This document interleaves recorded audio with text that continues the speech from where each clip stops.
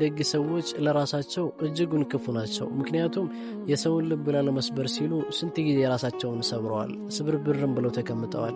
ልባቸው እየደማ ልባቸው ቆስሎ ሁሉ ሰዎችን ላለማስቀየም ሲሉ ራሳቸውን ለተለያዩ አደጋዎች ሰጥተዋል። እነዛን ሰዎች ለማስቀየም ስንት ነገር አድርገናል።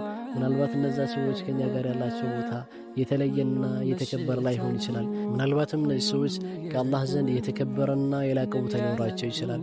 ለይል ቆመው የሚሰግዱ ወደ አላህ የሚያነቡ የተለየ ማንነትና ደስ የሚል ቁም ነገረኛ ህይወት ሊኖራቸው ይችላል።